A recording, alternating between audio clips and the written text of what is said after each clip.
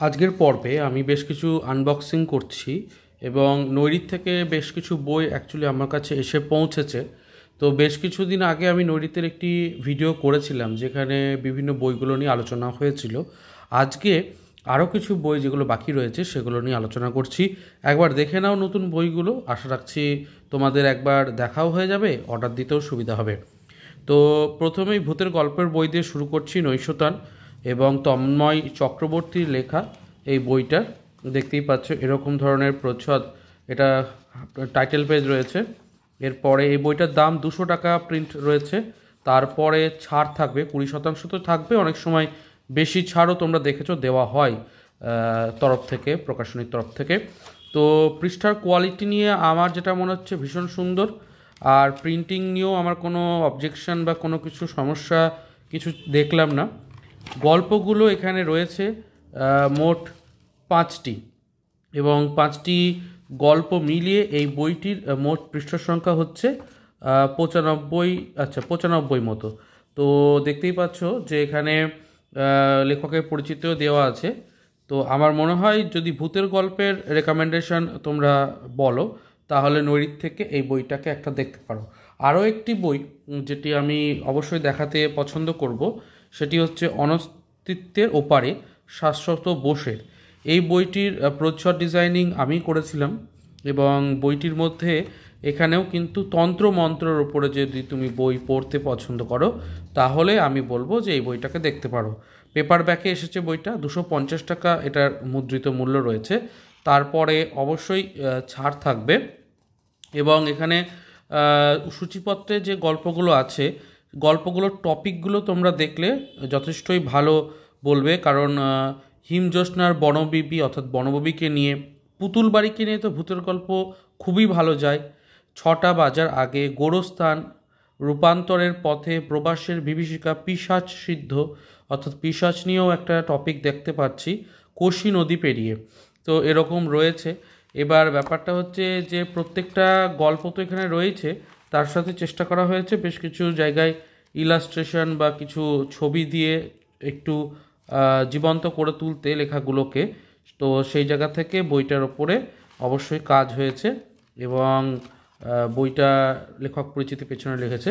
আমার বইটার একটু দামটা আমার বেশি লেগেছে অনেস্টলি যদি বলি, কারণ পেপার ব্যাক বইয়ের দাম 250 টাকা, একটু কোথাও বেশি। যদি ছাড় দেওয়া হয় একটু ঠিকঠাক তাহলে বইটা একটা রিজনেবল প্রাইসে চলে আসবে, এটা আমার মতামত। চলো পরের বইটা দেখি। তো পরের যে বইটা সেটাও আমি ভৌতিক জনরা কিছুটা নিচ্ছি, সেই দুঃস্বপ্নটা, দেবাঞ্জন রায়ের লেখা। এবং বইটার মধ্যে প্রিন্টিং এবং অন্যান্য বিষয় নিয়ে আমি সেভাবে কিছু খুদ দেখিনি। এই বইটির দাম ঠিকঠাক রয়েছে 180 টাকা, এবং বইটি হার্ড কভার এসেছে। হার্ড কভারে 180 টাকাতে এখনকার দিনে প্রিন্টেড প্রাইস, তার উপর তো ছাড় থাকছে, সেদিক থেকে বলবো যে দামটা ভীষণই ঠিকঠাক, বরং কম। তো যাই হোক, এখানে একটি গল্প রয়েছে যেটা অবশ্যই উলফকে নিয়ে, তোমরা জানো যে ছবি দেওয়াও আছে এখানে উলফের। তো এটার ওপরে যদি তুমি পড়তে চাও নৈরিত থেকেও এই বইটি রয়েছে। তো হার্ড কভারে আমার মনে হয় না যে বইয়ের গঠন এবং এই সমস্ত বিষয় নিয়ে কোনো সমস্যা থাকবে। এরপরে আমার পছন্দের একটা টপিক, যে বইটা আমার মনে হয় তোমরা অনায়াসেই কালেক্ট করতে পারো, ভারতের স্বাধীনতা সংগ্রামে ইতিহাসে নারী যোদ্ধাদের কাহিনী সংকলন। প্রচ্ছদ খুব সুন্দর হয়েছে, এবং আমার মনে হয় যে এই টপিকটার উপরে আরও লেখালেখির প্রয়োজন আছে, আরও ভালো ভালো লেখা আসতে পারে। বইটির দাম 180 টাকা, হার্ড কভারে মোড়া এই বইটির। তোমরা টপিক দেখেই বুঝতে পারছো যে ভারতের স্বাধীনতা সংগ্রামে যে সমস্ত মহিলাদের অবদান গুরুত্বপূর্ণ, সেখানে বিপ্লবী কিরণবালা রুদ্র হোক বা সত্যবতী, তাদের সকলেরই এখানে কাহন বর্ণিত রয়েছে। তো আমার মনে হয় পড়তে ভালো লাগবে, এবং এটা আমাদের স্বাধীনতা বিপ্লবকেই দর্শায়। তো দেখতেই পাচ্ছ এখানে প্রত্যেকটা টপিক খুব সুন্দর করে দেওয়া আছে। এই বইটাকে তোমরা যদি কেনো, মানে নৈরিতের যদি বেশ কিছু বই কিনছো, এখানে তুমি উইশ লিস্টে এই বইটাকে অবশ্যই রাখতে পারো। এরপরে আমি এমন একটি বই দেখাবো, কনসেপ্টটা খুব সুন্দর, তোমরা নিশ্চয়ই এটার প্রশংসা করবে। একই নাম, পূর্বাশা ভট্টাচার্যের সম্পাদনায়, স্মৃতিপটে তিলোত্তমা, একটি গল্প সংকলন এবং একটি অবশ্যই কবিতা সংকলন। তো এই দুটি রয়েছে, এবং গল্প সংকলনের মধ্যে কলকাতা শহরের ওপরে বেশ কিছু গল্প রয়েছে, আর কবিতাতে কলকাতা শহরের ওপরে কিছু কবিতা রয়েছে। তাহলে একই সাথে একই টপিকের ওপর গল্প এবং কবিতা, এই কনসেপ্টটা কিন্তু বেশ ভালো। মুদ্রিত মূল্য বইটি 240 টাকা। জেনারেলি 20% থেকে 25% পর্যন্ত ছাড় অনেক সময় দেওয়া থাকে। বইটির শেষের পেজে নৈরিতের ইউটিউবেরও QR দেওয়া হয়েছে, যাতে স্ক্যান করে যারা চাইছেন নৈরিতের ইউটিউবে পৌঁছাতে কিংবা ফেসবুকে পৌঁছাতে, তাদেরও জন্য এখানে সুবিধা করে দেওয়া রয়েছে। বইটির মধ্যে যে গল্পগুলো রয়েছে আমি সূচিপত্রটা একটু দেখিয়ে দিচ্ছি। যেহেতু এত বই চলে এসেছে এবং একটু একটু করে পড়ছি, কাজেই সব বইয়ের গল্পগুলো এখনো পর্যন্ত আমার ব্যক্তিগতভাবে পড়া এখনো শেষ হয়নি। কাজেই আমি তোমাদের সাথে এখন আপাতত সূচিপত্রটাই শেয়ার করতে পারবো। রিভিউয়ের জন্য তো অবশ্যই অপেক্ষা করতে হবে, তবে গল্পগুলো দেখে আমার কিন্তু খারাপ ভাইবস আসছে না। আচ্ছা, এখানে কবিতার জায়গাগুলো দেখে দিই। তো কবিতাও অনেকে পছন্দ করে পড়তে। কবিতা হলো এমন একটা মাধ্যম যেখানে অল্প কথায় অনেক কিছু বলে দেওয়া যায়, যেটার জন্য গদ্যরূপ লাগে না। এটার একটা আলাদা মিষ্টতা রয়েছে, এই কবিতার একটা আলাদা বয়ান রয়েছে, আলাদা কি বলবো গুরুত্ব রয়েছে বাংলা সাহিত্যে।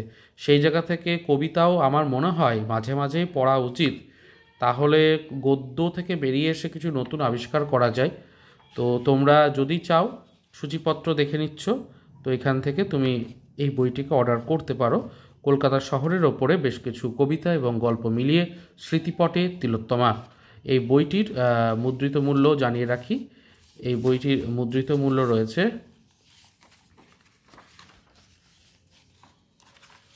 180 টাকা মতো। ঠিক আছে, চলো তাহলে আমরা এই দুটো বইকে সরিয়ে এবার নতুন বইয়ের দিকে যাই। তো এবারে এই বইটিকে আমরা দেখে নিচ্ছি, বিনীতার বধূবেলা। প্রচ্ছদটা বেশ আমার কাছে আকর্ষণীয়, কারণ গল্পের যে মূল চরিত্র তাকে এখানে সামনে রেখে প্রচ্ছদটাকে তৈরি করা হয়েছে।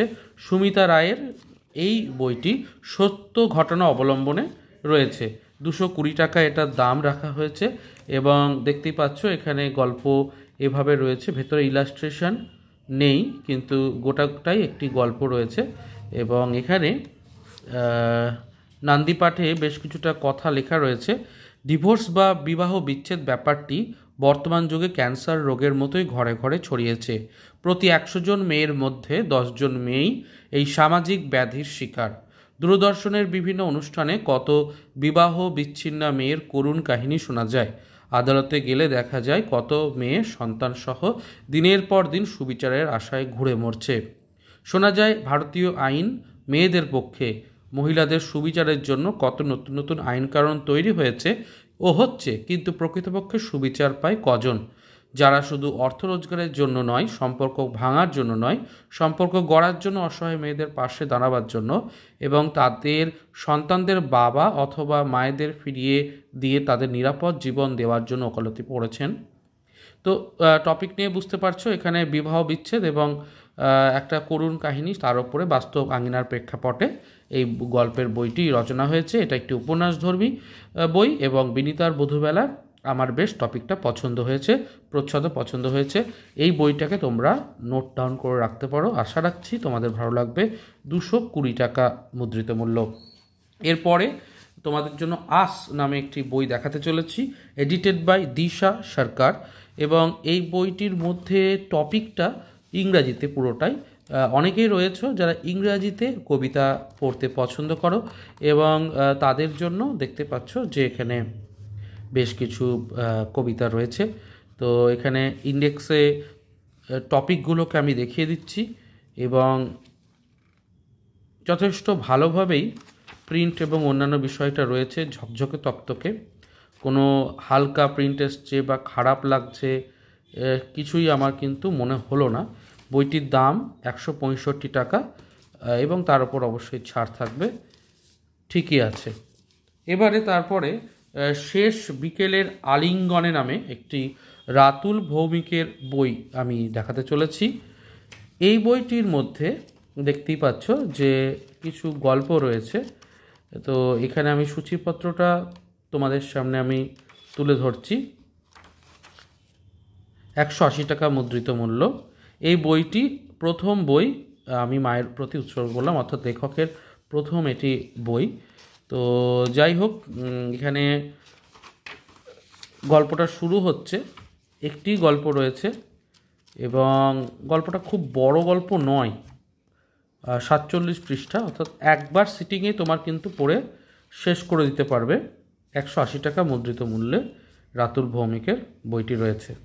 আচ্ছা, এরপরে সংসারের দিনলিপি যে বইটি রয়েছে এবং বাটারফ্লাই বলে, আমি বাটারফ্লাইটাকে আগে দেখাই, আমার বেশি দেখাতে ইচ্ছা করছে কারণ বইটি ছোটদের জন্য লেখা এবং ছোটদের জন্য বই পড়তে বা ছোটদের জন্য কিছু কিছু করতে বেশি ভালো লাগে।